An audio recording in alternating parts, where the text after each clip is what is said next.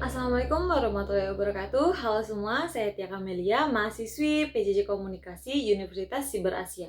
Pada kesempatan kali ini, saya akan menjelaskan mengenai hal-hal penting yang harus diperhatikan dalam aktivitas public speaking and presentation untuk memenuhi tugas ujian akhir semester mata kuliah Public Speaking and Presentation. Berikut adalah beberapa aspek yang akan saya jelaskan. Yang pertama adalah aspek komunikasi verbal.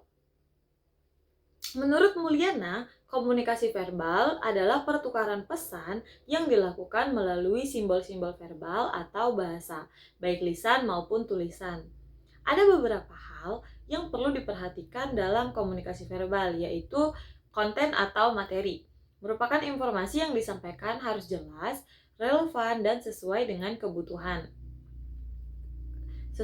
kebutuhan audiens, serta gunakan struktur pembukaan, isi, dan penutup. Pilihan kata atau diksi, menggunakan kata-kata yang sesuai dengan tingkat pemahaman audiens. Hindari jargon teknis jika audiens bukan ahli. Gunakan bahasa yang sopan, profesional, dan persuasif bila perlu. Lalu kemudian gaya bahasa, gunakan gaya bahasa yang naratif, deskriptif, argumentatif, atau persuasif. Bisa diselingi humor, analogi, atau storytelling agar menarik. Serta beberapa hal lain seperti intonasi dan artikulasi, kecepatan bicara, volume suara, serta penggunaan pause. Yang kedua ada aspek nonverbal. Menurut Mulyana, komunikasi nonverbal adalah proses penyampaian pesan tanpa kata-kata, melainkan melalui isyarat, ekspresi wajah, gestur, dan simbol-simbol non-linguistik lainnya. Bentuk komunikasi nonverbal adalah ekspresi wajah, yang menunjukkan emosi seperti senang, marah, takut, sedih, dan lainnya. Gerakan tubuh atau gesture menggunakan isyarat dengan tangan, kepala, dan lain-lain untuk memperkuat pesan. Lalu kontak mata menunjukkan perhatian, kepercayaan, atau dominasi. Serta postur tubuh, posisi tubuh menunjukkan sikap terbuka atau tertutup. Lalu ada nada suara atau paralanguage, intonasi, volume, kecepatan suara, kecepatan bicara. Meskipun masih verbal, ini masuk unsur nonverbal karena menyampaikan makna emosional. Proxemic atau penggunaan ruang, jarak antara komunikator dan komunikan mencerminkan hubungan dan kenyamanan. Haptik atau sentuhan memberikan makna emosional seperti salam, pelukan, atau tepukan. Dan penampilan fisik merupakan cara berpakaian, kebersihan diri, dan lain-lain yang bisa mempengaruhi kesan. Simbol atau objek visual, misalnya rambu lalu lintas, warna pakaian, atau logo. Yang ketiga ada aspek artikulasi dan intonasi suara. Artikulasi suara menurut De Vito, artikulasi adalah cara bagaimana suara dan kata diucapkan sehingga menghasilkan komunikasi yang efektif. Ciri artikulasi yang baik yaitu setiap suku kata terdengar jelas, tidak ngemut kata atau bergumam, tidak terlalu cepat atau lambat, jelas tanpa harus berteriak. Tujuan dari artikulasi yang baik adalah menyampaikan pesan dengan jelas, menghindari kesalahpahaman, dan membentuk kesan profesional. Sedangkan intonasi adalah naik turunnya nada suara dalam berbicara, menunjukkan makna, emosi, dan penekanan. Intonasi membuat pembicaraan lebih hidup dan tidak monoton.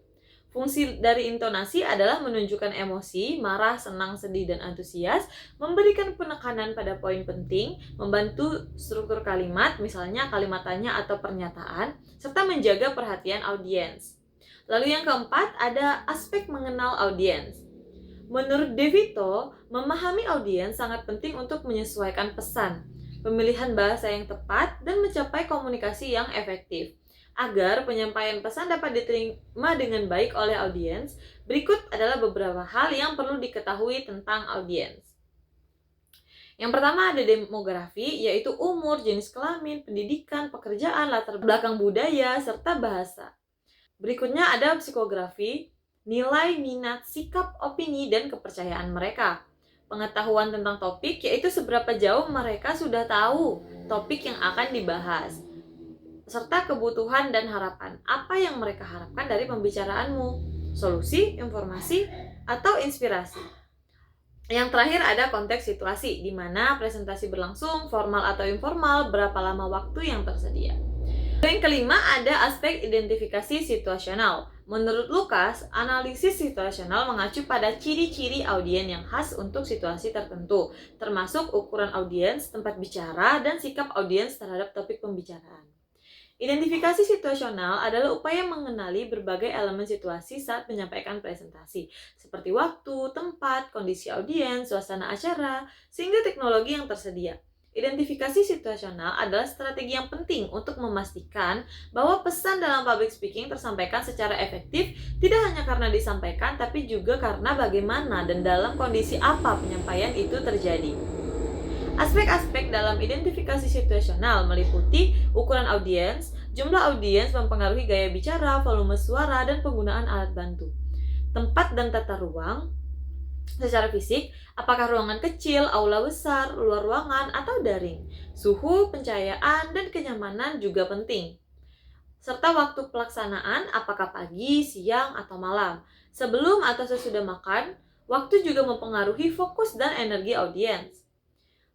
Lalu durasi waktu bicara, menentukan seberapa banyak konten yang bisa disampaikan dan gaya penyampaian.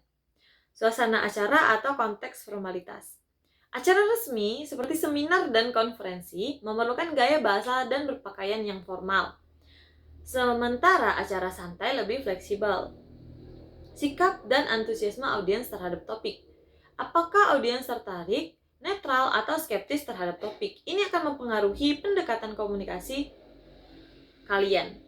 Akses teknologi dan media pendukung, apakah tersedia proyektor, mic, internet, atau whiteboard?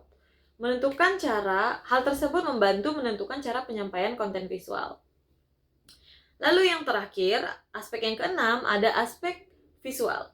Menurut Gamble dan Gamble, elemen visual mendukung komunikasi lisan dengan memperkuat ide, memperjelas makna, dan menjaga perhatian audiens.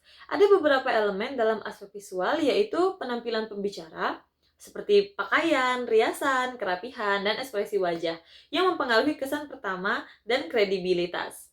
Lalu slide presentasi. Gunakan desain yang menarik, tidak terlalu penuh teks dengan kombinasi warna yang nyaman dilihat. Lalu gambar dan grafik. Membantu menyampaikan informasi kompleks secara visual, infografik, chart, diagram, atau lainnya. Serta menggunakan video atau animasi. Bisa digunakan untuk menunjukkan proses testimoni atau contoh nyata. Serta bahasa tubuh, gerakan tangan, postur, dan ekspresi juga bagian dari aspek visual yang memperkuat pesan. Alat bantu fisik, misalnya papan tulis, flip chart, produk fisik yang bisa ditunjukkan untuk presentasi kalian. Baik, sekian penjelasan dari saya. Mohon maaf apabila ada salah-salah kata. Saya Tia Kamelia, pamit undur diri. Wassalamualaikum warahmatullahi wabarakatuh. Bye-bye.